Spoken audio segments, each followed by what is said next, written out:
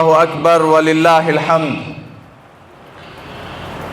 عزیزان ذی وقار، ارباب علم و دانش اور مسجد حاضہ کے باشعور غیور نمازیوں، ارباب علم و دانش اور بزرگان اعظام، آپ تمام حضرات کو دل کی حقیقی گہرائیوں سے عید الاضحیٰ کی بہت بہت مبارکباد ہو۔ اللہ تبارک و تعالی ہم سب کی عید سعید کو اللہ مبارک بنائے۔ میرے ایمانی بھائیوں، عزیز ساتھیوں، دین اسلام کی ایک عظیم داستان ہے جو قربانیوں سے آج تک امت مسلمہ تک آن پہنچی ہے۔ یہ لازوال دین ہے اور لازوال قربانیاں اس دین کے لیے حضرات انبیاء علیہ السلام سے آج تک دی گئی ہیں۔ قربانی کا جہاں تک تاریخ کے ساتھ مشاہدہ کیا جائے تو آدم علیہ السلام کے دو بیٹے گزرے ہیں، حابیل و قابیل۔ حابیل نے قابیل کو قتل کیا اور وہاں سے قربانی کی داستان کا آغاز ہوا۔ پھر یکے بعد دیگر تمام انبیاء علیہ السلام کے دور میں یہ رہی۔ پھر بیچ میں یہ حالات و احوال کی بنا پر منقطع کر دی گئی۔ پھر حضرت ابراہیم علیہ السلام کا دور آیا۔ حضرت ابراہیم علیہ السلام کی عمر 86 سال کی ہے۔ لاٹھی کے سہارے چلنے والا بوڑھا، ساری زندگی حالات کا شکار۔ جوانی آئی تو کلمہ توحید کی بنا پر باپ آزر کے ساتھ لڑ گئے اور بادشاہ کے محل کے اندر چلے گئے۔ اور بڑھاپا آیا تو بڑھاپے کے اندر اللہ نے آزمائشیں لینی شروع کر لی۔ بھائیوں، عزیز ساتھیوں، قربانی کی داستانیں لازوال داستانیں ہیں۔ آپ اس بات کو سمجھیں کہ جب حضرت ابراہیم علیہ السلام جوانی کی عمر میں ہیں اور جوانی کے بیچ باپ آگ کا پجاری ہے، بدعت اور شرک کے ساتھ سینہ بھرا ہوا ہے، لازوال کفر کے ساتھ زندگی گزار رہا ہے، اور بیٹے کو بھی یہی حکم دیا کہ آپ بھی اسی طرح زندگی گزاریں، میرے ساتھ آ جائیں۔ چنانچہ کوئی ان کے وہاں پروگرام ہوا تو سارے کے سارے وہاں چلے گئے، اور ابراہیم علیہ السلام چونکہ اللہ کے جلیل القدر محبوب ترین نبی، رحیم نبی، کریم نبی تھے، تو ابراہیم علیہ السلام نے جو ہے بادشاہ کے محل میں پہنچے اور جو بت رکھے ہوئے تھے ان بتوں کو ایک ایک کو کلہاڑی کے ساتھ توڑ دیا۔ جو بڑا بت تھا اس کے کندھے کے اوپر کلہاڑی رکھی اور کلہاڑی رکھ کے گھر آگے۔ جب وہ سارے کا سارا قافلہ گھر پہنچا، انہوں نے جب وہ بت خانے کو دیکھا کہ سارے کے سارے بت تو گر چکے ہیں، معاملہ کیا ہے، ماجرا کیا ہے، تو ساری کی نگاہیں حضرت ابراہیم علیہ السلام کی طرف لگی کہ یہی بتوں کا مخالف ہے، یہی کہتا ہے کہ اللہ ایک ہے، یہی کہتا ہے کہ یہ بت بولتے نہیں ہیں، یہ کھاتے نہیں ہیں، یہ پیتے نہیں ہیں، یہ کچھ دیتے نہیں ہیں، یہی ہمارے خداؤں کا مخالف تھا، اسی کی وجہ سے یہ سارے کا سارا معاملہ بنا ہوگا۔ چنانچہ اللہ کی عجیب شان تھی کہ حضرت ابراہیم علیہ السلام کو سب نے آ کر پوچھا کہ کیا آپ نے ہمارے خداؤں کو توڑ دیا؟ تو حضرت ابراہیم نے بڑا فصیحانہ جواب دیا، کہا لوگو، تم ان کو خدا مانتے ہو، تم ان کو خدا سمجھتے ہو، تم یہ کہتے ہو یہ بیٹے دیتے ہیں، یہ اولاد دیتے ہیں، یہ کھانا دیتے ہیں، تو یہ جو بڑے والا ہے اس سے پوچھو کہ تمہارے چھوٹے خداؤں کو کس نے مارا، اس سے پوچھو۔ اس لیے کہ دین کی بنیاد، انسانیت کی بنیاد جب جد امجد ابو البشر حضرت آدم علیہ السلام اس دنیا میں تشریف لائے تو سب سے پہلے کلمے کی دعوت دی، اور وہ کلمہ تھا لا الہ الا اللہ۔ چنانچہ 1,24,000 انبیاء گزرتے گئے، نام بدلتا گیا، آدم صفی اللہ، ابراہیم خلیل اللہ، موسیٰ کلیم اللہ، جیسے جیسے آتے گئے جناب رسول اکرم صلی اللہ علیہ وسلم پر آ کے اس کلمے پر مہر لگ گئی، کہا لا الہ الا اللہ محمد الرسول اللہ صلی اللہ علیہ وسلم، اب میرا اور میرے محبوب کے نام کو کوئی جدا نہیں کر سکتا۔ چنانچہ ابراہیم علیہ السلام نے بھی اس کلمے کی دعوت کو لیا۔ لوگوں نے جمع ہو کر پوچھا، ہمارے ساتھ چالاکی کرتے ہو؟ ہمارے ساتھ جو ہے آپ چالاکی برتتے ہو؟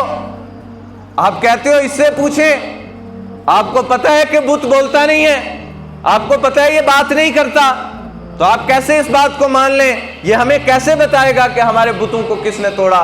تو ابراہیم علیہ السلام نے جب اس بات کو کہا تو لوگوں نے کہا ہاں مسئلہ تو اسی کا ہے، بت تو اسی نے توڑے ہیں۔ چنانچہ توحید کی ایک دعوت تھی، وہاں سے ابراہیم علیہ السلام کی مخالفت کا دور شروع ہوا۔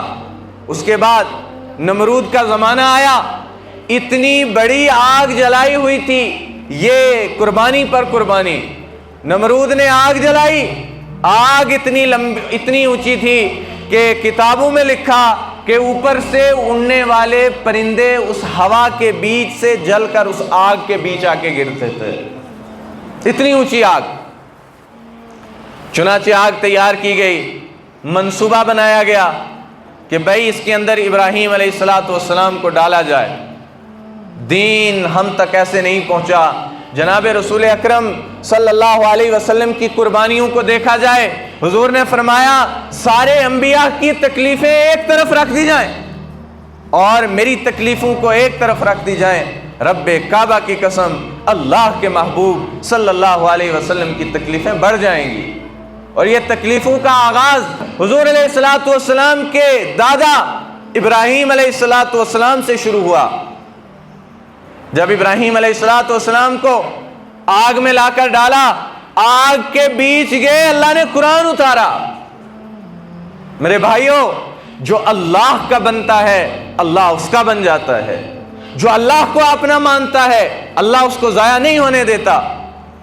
چنانچہ جب آگ کے بیچ حضرت ابراہیم علیہ السلام کو ڈالا گیا، قرآن اتر گیا، قلنا یا نار کونی بردا وسلام علی ابراہیم، کہہ دیجئے جبرائیل آگ سے نارو کونی بردا وسلام علی ابراہیم، دو چیزیں کی، ایک برد دوسرا سلام، ٹھنڈی ہو جا سلامتی کے ساتھ۔ ضابطہ یہ ہے کہ اگر زیادہ ٹھنڈی ہوگی تب بھی جسم کو تکلیف ہوگی، زیادہ گرم ہوگی تب بھی جسم کو تکلیف ہوگی، تو اللہ تبارک و تعالی نے آگ کو کہا ہے آگ ٹھنڈی ہو جا سلامتی کے ساتھ، تاکہ کبھی بھی میرے جو ہے خلیل کو رائی کے دانے کے برابر تکلیف نہ پہنچے۔ چنانچہ کسی نے حضرت ابراہیم علیہ السلام سے پوچھا، اے ابراہیم علیہ السلام، آپ نے سکون کے دن کہاں گزارے ہیں؟ آپ نے سکون کے دن کہاں گزارے؟ تو ابراہیم علیہ السلام نے کہا تھا ہم نے سکون کے دن تو آگ کے بیچ گزارے ہیں جب نمرود نے آگ کے بیچ رکھا تھا۔ چشم تصور کے ساتھ کوئی سوچے، عقل والا یہ سوچے کہ آگ کے بیچ کوئی سکون کیسے حاصل کر سکتا ہے؟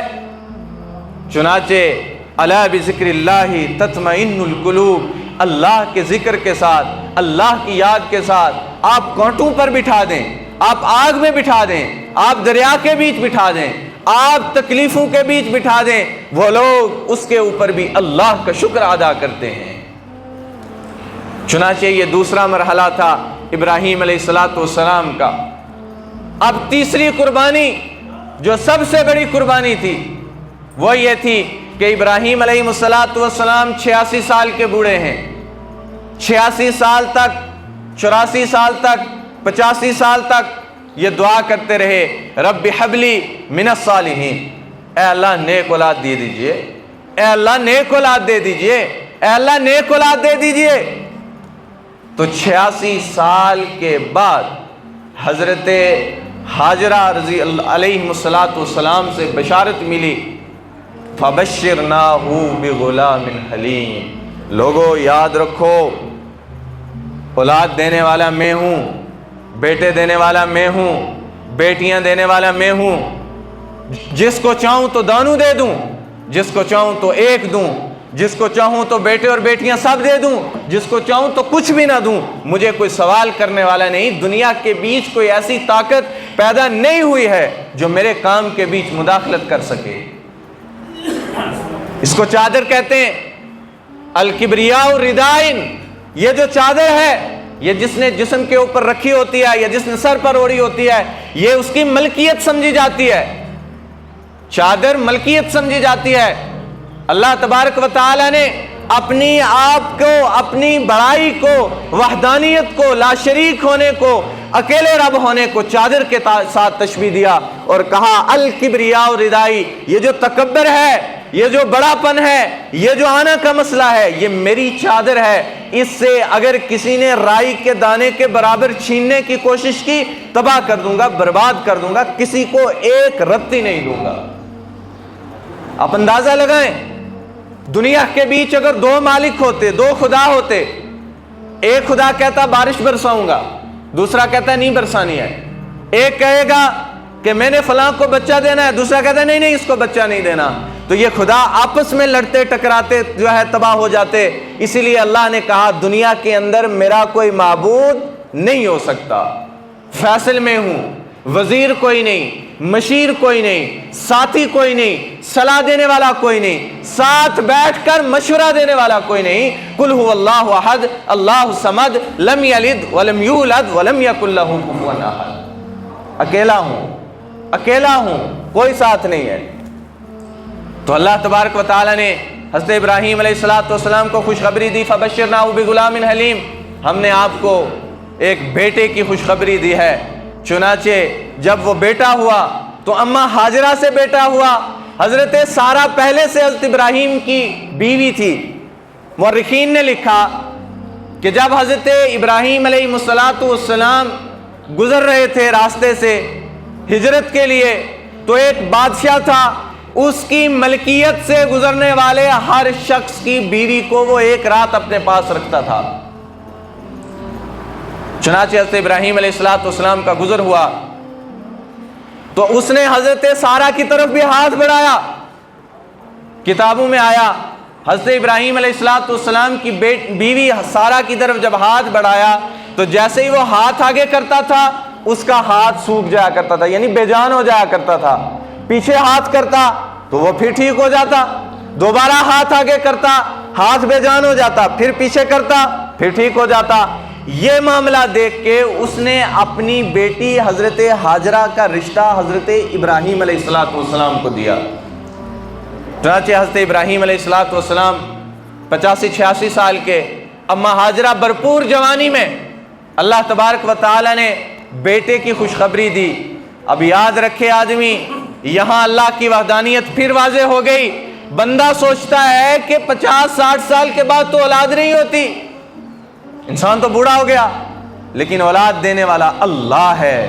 چاہے تو 86 سال میں دے، چاہے تو 100 سال میں دے، نہ دینے پہ آئے تو بھرپور جوانی میں کسی کو نہ دے۔ چنانچہ حضرت ابراہیم علیہ السلام کو جب یہ خوشخبری ملی، حضرت ابراہیم علیہ السلام کے ہاں بیٹا اسماعیل پیدا ہوا۔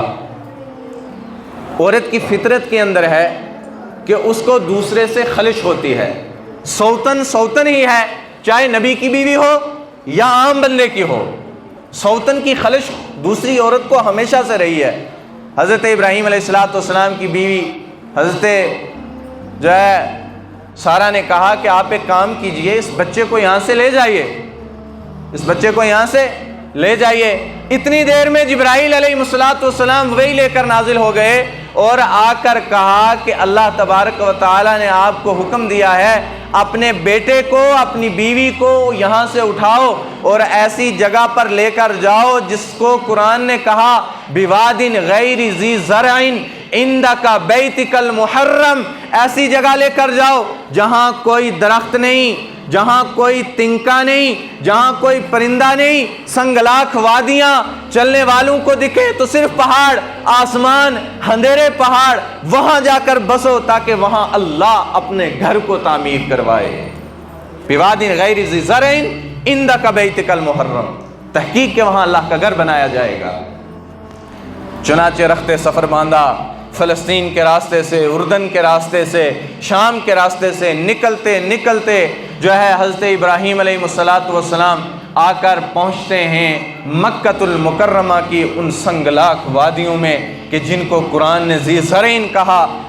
انسان چشم تصور کے ساتھ سوچے، مکہ وہ جگہ ہے کہ جہاں کوئی درخت نہیں تھا، مکہ وہ جگہ ہے جہاں راستوں سے گزرنے والے پڑاؤ نہیں ڈالتے، مکہ وہ جگہ ہے جہاں اونٹ چرانے کی جگہ نہیں، مکہ وہ جگہ ہے وہاں بسیرے کی جگہ نہیں، کوئی پرندہ نہیں، کوئی انسان نہیں، کوئی ہرے گھاس کا تنکا نہیں۔ چنانچہ حضرت ابراہیم علیہ السلام نے آ کر حرم کعبہ کی جگہ پڑاؤ ڈالا اور 3 دن رہے، 1 دن رہے، 2 دن رہے، یہ تو مورخین کا اس میں اختلاف ہے، گویا جتنے بھی دن رہے وہاں۔ تو حضرت ابراہیم علیہ السلام نے واپسی کا سفر باندھا، تھوڑا سا کھانے کا توشہ، کھجوریں، ستو لیا اور 1 مشکیزہ پانی کا لیا اور حضرت ہاجرہ کو اور حضرت اسماعیل علیہ السلام کو وہاں چھوڑا اور واپسی کا سفر باندھ لیا۔ 2 دن میں ایک چھپر تیار کیا جہاں وہ نومولود بچہ اور جوان بیوی اندازہ لگائیں 86 سال کی عمر میں ترس ترس کر اولاد لی ہو، اکلوتی اولاد، پھر اس اولاد کو اکیلے تنے تنہا چھوڑ دیا۔ امید واپسی کی نہیں ہے کہ واپس کب بلایا جائے گا، کب واپس آیا جائے گا، کب واپس دوبارہ ملنے کا حکم ملے گا، نہیں، اللہ کے حکم پر سرے ہم تسلیم کیا اور اللہ کی مرضی کے اوپر سر کو جھکا لیا اور یہ امت کو پیغام دیا، جب اللہ کا حکم آئے تو ہم سر کو جھکا کر اس کے حکم کی تعمیل کیا کرتے ہیں۔ چنانچہ حضرت ابراہیم علیہ السلام نے واپسی کا سفر باندھا اور نکلے۔ 3 میل تک اماں ہاجرہ پیچھے چلتی رہی اور آ کر اماں ہاجرہ رضی اللہ تعالیٰ علیہ السلام نے آ کر حضرت ابراہیم علیہ السلام سے پوچھا، آپ جا تو رہے ہو، بتاؤ تو صحیح کس کے سہارے چھوڑ کر جا رہے ہو؟ اب جا تو رہے ہو، ہمیں حوالے کس کے کر کے جا رہے ہو؟ آپ جا تو رہے ہو، ہمارا حامی کون ہے، ہمارا جو ہے ناصر کون ہے، ہمارا مددگار کون ہے، ہمیں سنبھالنے والا کون ہے؟ منہ سے حضرت ابراہیم علیہ السلام نے جواب تک نہیں دیا۔ 3 میل کے بعد پہاڑی کی اونچائی پر حضرت ابراہیم علیہ السلام پہنچتے ہیں۔ اماں ہاجرہ رضی اللہ تعالی عنہا نے حضرت ہاجرہ علیہ السلام نے پوچھا، کیا آپ کو اللہ کے حکم پر ہمیں یہاں چھوڑ کر جانے کے لیے کہا گیا ہے؟ اللہ کے حکم پر آپ نے ہمیں چھوڑا؟ تو حضرت ابراہیم علیہ السلام نے اپنا سر ہلایا اور ہاں کے ساتھ سر ہلا کر کہا، حضرت ہاجرہ نے کہا، اگر اللہ نے ہمیں یہاں چھوڑنے کا حکم دیا ہے تو آپ سے بڑھ کر ہمارا مددگار ہمارا رب ثابت ہوگا، ہمیں اللہ ضائع نہیں کرے گا، ہمیں اللہ نقصان نہیں پہنچنے دے گا، ہمیں اللہ پریشانی میں نہیں ڈالے گا۔ چنانچہ حضرت ابراہیم علیہ السلام نکلے اور چلے گئے۔ 2-4 دن کے بعد کھانے کا توشہ ختم ہو گیا، پانی گھونٹ گھونٹ پی کر دن کو گزارا تھا، وہ پانی ختم ہو گیا۔ اب بھوک کی شدت، پیاس کی شدت، حضرت اسماعیل علیہ السلام بھوک کے ساتھ، پیاس کے ساتھ، سسکیاں برتے ہوئے، آؤ پکار کرتے ہوئے جو ہے صفا مروہ کی پہاڑی کے درمیان رکھا ہوا ہے، اور وہاں آ کر حضرت ہاجرہ دیکھتی ہیں کہ اب تو امید بھی ختم ہو گئی، اب تو کھانے کا بھی کچھ نہیں رہا، اب تو پینے کے لیے بھی کچھ نہیں رہا، اب تو بچے کو پانی بھی پلانے کے لیے کوئی چیز نہیں رہی، اب انتظام کہاں سے ہوگا؟ قرآن کریم نے فرمایا، ان الصفا والمروہ من شعائر اللہ فمن حج البیت او اعتمر فلا جناح علیہ۔ ان الحج، اے لوگو یہ جو تم حج کرتے ہو، ان الحج والعمرۃ، یہ جو عمرے والے ہو، حج والے ہو، شعائر اللہ، یہ نشانی ہے اللہ کی، فمن حج البیت ابی تمرا فلا جناح علیہم، تم صفا مروہ کا دوڑ لگاؤ، تم جو ہے کعبہ کے چکر لگاؤ، حجر اسود کا بوسہ دو، کوئی گناہ نہیں ہے تمہارے لیے، اس لیے کہ یہ شعائر من اللہ ہے۔ اللہ کی نشانیوں میں سے دنیا میں 3 پتھر ایسے ہیں جہاں دوڑنا ثواب سمجھا جاتا ہے، جس کو چومنا ثواب سمجھا جاتا ہے۔ ایک کعبہ کی دیوار جو بظاہر پتھروں سے چڑھی ہوئی ہے، لیکن اللہ کی تجلیات کی بنا پر اللہ نے اب اس کو اپنا گھر کہا۔ ساری دنیا کے مسلمان وہاں جا کر اس گھر کا طواف کرتے ہیں، اس کو دیکھنا سعادت سمجھتے ہیں۔ دوسرا صفا مروہ، اس کا چکر لگانا دنیا کے اندر حضرت حاجرہ کی یاد کو تازہ کرنا ہے، اور اللہ نے توحید کے ساتھ اس کو منسلک کر کے کہا جو حج کرے گا، جو عمرہ کرے گا، صفا مروہ کا چکر نہیں لگائے گا، اس کا حج قبول نہیں ہے، اس کا عمرہ قبول نہیں ہے۔ اور تیسرے حجر اسود کا بوسہ لینا، ہمارے یہ محبوب دو عالم صلی اللہ علیہ وسلم نے اپنے ہاتھوں سے نصب کیا ہے، جنت سے لایا گیا، اور اس کے بعد محبوب نے اپنے مبارک ہونٹوں سے اس کا بوسہ لیا ہے۔ آپ اندازہ لگائیں، دنیا کٹنے مرنے کے لیے تیار ہو جاتی ہے حجر اسود کا بوسہ دینے کے لیے، اس لیے شعائر من اللہ ہے، اللہ کی نشانیوں میں سے ہے۔ چنانچہ اما ہاجرہ نے صفا پہاڑی کے اوپر رکھا۔ اب چونکہ جو ہے عازمین حج ضیوف الرحمن کی آسانی کے لیے صفا اور مروہ دونوں پہاڑیوں کو ختم کر دیا گیا، صرف نشان کے لیے تھوڑا سا رکھا ہے۔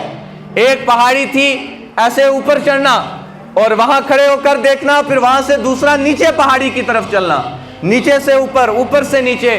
اما ہاجرہ اللہ کی مدد، اللہ کی نصرت کا جو ہے انتظار کر رہی تھی۔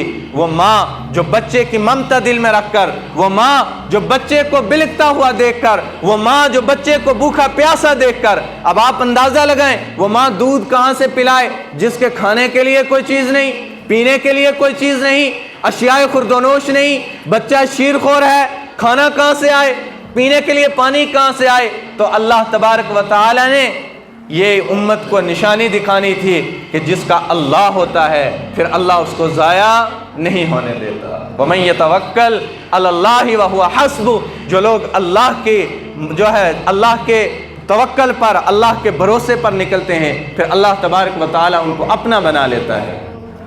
چنانچہ حضرت حاجرہ علیہ السلام نے چکر لگانے شروع کیے۔ ایک چکر لگاتے تو صفا پہاڑی کی چوٹی پر چڑھتی، بیٹے کے بلکنے کی آواز آتی، اس ڈر سے کہ بچے کو کوئی جانور نقصان نہ پہنچا دے۔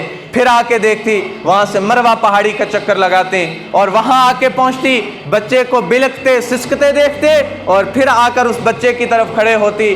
گویا 7ویں چکر کے بعد حضرت حاجرہ علیہ السلام نے دیکھا کہ بیٹے کی پاؤں کے رگڑنے کی جگہ سے تو پانی نکل رہا ہے۔ چنانچہ حضرت حاجرہ جب پہنچتی ہیں تو پانی کا چشمہ پھوٹتا ہوا نکلتا دیکھا، ریت کے ساتھ، پتھروں کے ساتھ جو ہے اس پانی کے آگے جو ہے وہ دیوار چڑھائی اور کہا زمزم رک جا۔ ابراہیم کی ایڑیوں سے نکلنے والا پانی اللہ کے حکم پر جبرائیل نے آ کر وہاں سے نکالا۔ اللہ نے کہا یہ پانی ایسا پانی ہے کہ کائنات میں اس کا ثانی کوئی نہیں، یہ پانی ایسا پانی ہے کہ اس کے پینے کے اوپر تمہاری لا علاج بیماریوں کو شفا دوں گا، یہ پانی ایسا پانی ہے کہ تمہارے لا علاج مرض کے اوپر لگایا جائے شفا دوں گا، یہ پانی ایسا پانی ہے کہ 1400 سال بعد مینڈر کا مسلمان بیٹھے گا اور وہ مرتے ہوئے دوسرے مسلمان بھائی کے منہ میں اس کا قطرہ ڈالنا اعزاز سمجھے گا۔ کوئی تصور کر سکتا ہے کہ ان قربانیوں کے بعد، ان سختیوں کے بعد، اتنی پریشانیوں کے بعد اللہ قیمتی بناتا ہے، اللہ امتیاز دیتا ہے، اللہ پھر جو ہے عزتوں سے شرف دیتا ہے، نوازتا ہے۔ چنانچہ اب یہ وقت ختم ہوا، حضرت حاجرہ اپنے بچے کو اللہ کے حکم سے ابراہیم علیہ السلام کے ساتھ اپنے گھر کی طرف لے کر پہنچتے ہیں۔ حضرت ابراہیم علیہ السلام نے جب حضرت حاجرہ سے واپسی کی تو دعا کی، اے اللہ میں بوڑھا ہوں، اے اللہ میری کمر جھک گئی ہے۔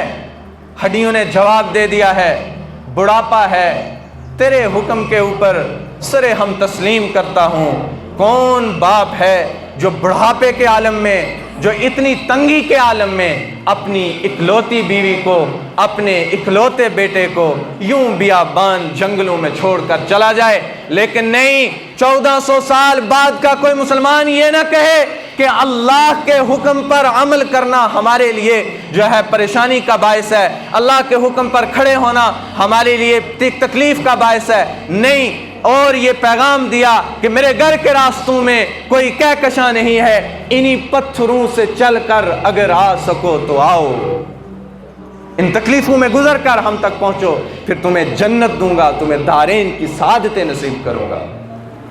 چنانچہ ابراہیم علیہ السلام گھر پہنچتے ہیں۔ گھر پہنچے، خیال یہ آیا ہوگا کہ اب چونکہ سکون کے دن ہیں، اب مزے کے ساتھ دن گزاریں گے۔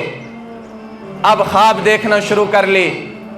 دیکھو ابراہیم علیہ السلام کی جو نسل ہے، اسی نسل میں سے حضرت عبد المطلب ہیں، اسی نسل سے حضرت عبداللہ ہیں، اور عبداللہ علیہ السلام کی پشت سے جناب رسول اکرم صلی اللہ علیہ وسلم کی پیدائش ہوئی ہے۔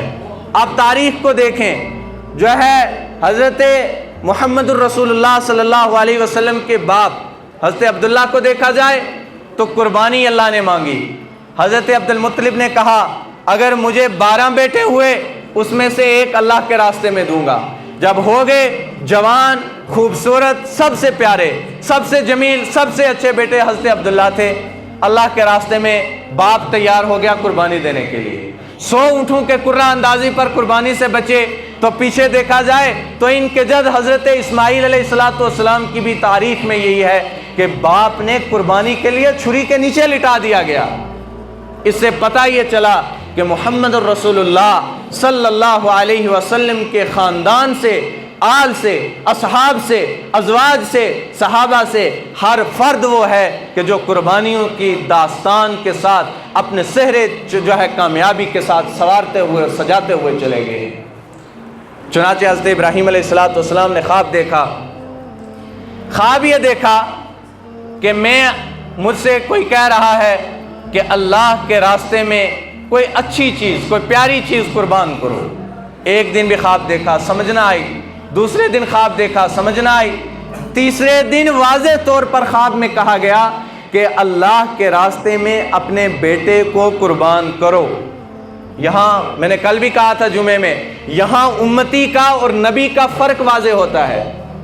ہمارے ہاں غلط تصور کیا جاتا ہے کہ نبی اور امتی ایک جیسے ہیں، یہ منہ اور مسور کی دال، ایک ہی جیسے نبی اور امتی۔ بھائی نبی سوئے تو نبی کا وضو نہ ٹوٹے، تو سوئے تو تجھے ہوش بھی نہیں ہے۔ نبی سوئے تو نبی کے بستر پر قرآن اترے، تو سوئے تیرے بستر پر جانے کے لیے کوئی تیار نہ ہو۔ تو سوئے تو بستر کے نیچے سے اٹھے، نبی سوئے تو معراج سے جا کر اٹھے۔ تو نبی اور امتی برابر کسی صورت ہو نہیں سکتا۔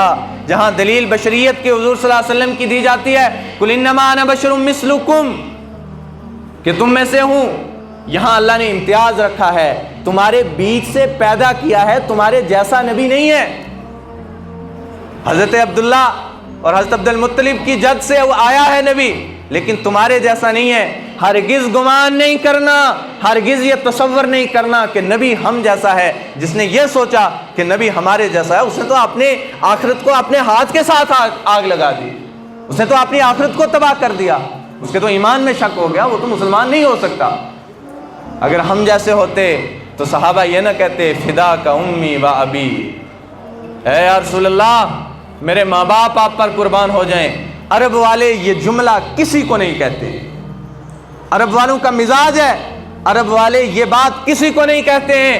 دنیا کی تاریخ میں جناب رسول اللہ صلی اللہ علیہ وسلم ایک واحد ہستی ہیں جن کے لیے لوگوں نے، عرب والوں نے، امیروں نے، غریبوں نے آگے بڑھ کر یہ کہا فدا کا امی و ابی یا رسول اللہ، ہمارے ماں، ہمارے باپ، ہماری اولاد، ہماری بیویاں، ہمارے بچے، ہمارے گھر بار آپ پر قربان ہو جائیں یا رسول اللہ۔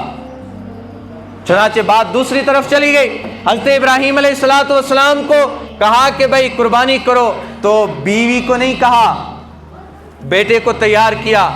تیار کرنے کے بعد چھری بغل میں لے لی، رسی لے لی، اور جو ہے جہاں عرفات کا میدان ہے، جہاں جمرات جو ہے نصب کیے ہوئے ہیں، جو ہے وہاں سے مکے سے اس طرف کا سفر کیا اور نکلنے لگے۔ راستے میں جہاں جمرات ہیں وہاں شیطان آیا اور آ کر ابراہیم علیہ السلام کے بیٹے اسماعیل سے کہا تجھے پتہ ہے تیرا باپ کہاں لے کر جا رہا ہے؟ تیار کیا ہوا ہے، خوشبو لگوائی ہوئی، اچھے کپڑے پہنے ہوئے، تو سوچتا ہے کہیں جو ہے دعوت میں جا رہے ہیں، کہیں کھانے پینے کے لیے جا رہے ہیں۔ نہیں نہیں، تیرا باپ تجھے ذبح کرنے کے لیے لے کر جا رہا ہے۔ چنانچہ اسماعیل علیہ السلام نے حضرت ابراہیم کو کہا، حضرت ابراہیم علیہ السلام نے کنکریاں اٹھائی اور ماری۔ اعوذ باللہ من الشیطان الرجیم، پناہ مانگتے ہیں شیطان مردود سے۔ وہاں سے جو ہے صوفی کوفی ایک جبہ پہنا ہوا، ٹوپی پگڑی پہنی ہوئی، داڑھی رکھی ہوئی، بڑا نیک صالح بزرگ بن کے حضرت ہاجرہ کے پاس چلا گیا، تجھے نہیں پتا تیرے بیٹے کو تیرا شور لے کے ذبح کرنے پہنچ گیا ہے؟ تو حضرت ہاجرہ نے جواب دیا تو کہاں ورگلا سکتا ہے مجھے، ہم نے تو جب پیدا کیا شیر خور تھا، تب اللہ کے حکم پر وہ سنگلاخ بیابان وادیوں میں چھوڑ کر چلے آئے، یہ کوئی بڑی بات نہیں ہے۔ چنانچہ حضرت ابراہیم علیہ السلام نے حضرت اسماعیل سے کہا دیکھو میرے بیٹے، میں کئی دن سے خواب دیکھتا ہوں، خواب کے بیچ میں دیکھ رہا ہوں کہ مجھے اللہ قربانی کا حکم کر رہا ہے، پھر واضح بتایا گیا کہ بیٹے کو اللہ کے راستے میں قربان کرو، اور وہ جو ہے نابالغ بچہ، چھوٹی عمر کا بچہ، اس کو چاہیے تو یہ تھا کہ کہتا کہ ابا جان میں آپ کا اکیلا بیٹا ہوں، آپ اپنے ہاتھ سے مجھے ذبح کر دیں گے، یہ کیسے ہوگا؟ قربان جائیں ایسی ذریت پہ کہ جس ذریت سے جناب رسول اکرم صلی اللہ علیہ وسلم پیدا ہوئے ہیں۔ حضرت اسماعیل علیہ السلام نے کہا ابا جان اگر اللہ نے یہ حکم دیا ہے تو دیر نہ کریں، میں اللہ کے رضا پر راضی ہوں، اللہم انی رضا بالقضا، اللہ کے حکم پر میں سر ہم تسلیم کرتا ہوں۔ بیٹا باپ کو مشورہ دے رہا ہے، اے ابا جب قربانی دو تو میرے ہاتھ پیٹھ کے اوپر باندھ لینا، پیچھے والی سائڈ، یہ نہ ہو میرے پاؤں باندھ لینا، اس لیے کہ جب چھری چلے تو مجھے تکلیف ہو، میرے ہاتھ پاؤں لڑکھڑائیں تو باپ کی جو ہے محبت، پدری محبت نہ جاگ جائے اور آپ مجھے قربانی کرنے سے چھوڑ دیں اور اللہ کا حکم ضائع ہو جائے۔ اگر میں ذبح ہو گیا تو میں اللہ کے پاس جاؤں گا، میں اللہ کے پاس پہنچوں گا، میں جنت کے بیچ جاؤں گا جو دنیا سے زیادہ قیمتی ہے اور ماں باپ دونوں سے زیادہ قیمتی حضرت اللہ جل مجدہ۔ اور دوسری بات کہی ابا جان مجھے اوندے منہ لٹا دینا پیٹ کے بل، تاکہ جب مجھے آپ ذبح کریں تو میری آنکھوں پر پٹی باندھ لینا تاکہ آنکھوں سے آنکھیں نہ ملیں، تاکہ باپ کی پدری محبت نہ جاگ جائے اور قربانی نہ دے سکیں۔ چنانچہ باپ نے ایسے ہی کیا، لٹایا اور بالوں کو کھینچا اور گھٹنا اپنے باپ نے حضرت اسماعیل کی کمر پر رکھا۔ آسمان پر فرشتوں کی چیخیں نکل گئی کہ وہ 86 سال کا بوڑھا لاٹھی کے سہارے چلنے والا اپنے ہاتھوں سے بچے کو ذبح کر رہا ہے۔ تاریخ نے یہ داستان نہ سنی تھی، نہ دیکھی تھی، نہ آسمان نے، نہ فلک نے، نہ فرشتوں نے۔ چنانچہ حضرت ابراہیم علیہ السلام نے جیسے ہی ذبح کیا، اللہ تبارک و تعالی نے حضرت ابراہیم علیہ السلام کے نیچے سے ابراہیم کو کھسکایا اور جنت سے دمبا لا کر رکھا۔ جب ذبح ہو گیا ان کو پتہ چلا کہ چھری چل گئی، آنکھیں کھول کر دیکھتے ہیں آگے تو جانور ذبح ہوا ہے۔ آسمان کی طرف نگاہیں اٹھائی، یہ نہیں کہا شکر ہے خدا کا میرا بیٹا بچ گیا، بچہ بچ گیا، نہیں، دعا کی اے پیارے اللہ کیا آپ کے ساتھ میری محبت میں کوئی کمی رہ گئی تھی کہ آپ نے میرے بیٹے کی قربانی کو قبول نہ کیا؟ آپ نے اس کے گلے پر چھری نہ چلنے کا حکم دیا؟ کیا میرے دل میں اس کی محبت آ گئی تھی؟ کیا میرے دل میں مال کی محبت آ گئی تھی؟ تو قرآن اترا، فرشتے آئے اور کہا ابراہیم مطلوب یہ نہیں تھا کہ تجھ سے تیرے بیٹے کی قربانی طلب کی جائے، مطلوب یہ تھا کہ ہم دیکھنا چاہتے ہیں کہ اللہ کی محبت میں تو کس حد تک جا سکتا ہے، کون سی حدیں پار سکتا ہے۔ او میرے خلیل آپ کو مبارک ہو، آپ جو ہے اس امتحان میں پاس ہو گئے۔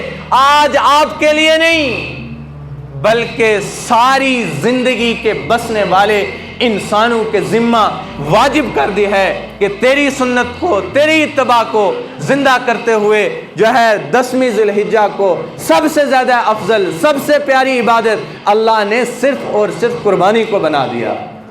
صحابہ اکرام رضوان اللہ تعالی علیہ مجمعین سے حضور صلی اللہ علیہ وسلم سے پوچھا ما ھذا اضحیٰ یا رسول اللہ، یہ قربانی کیا چیز ہے یا رسول اللہ؟ تو حضور صلی اللہ علیہ وسلم نے جواب دیا سنت ابیکم و ابی ابراہیم، یہ میرے دادا میرے جد ابراہیم کی سنت ہے۔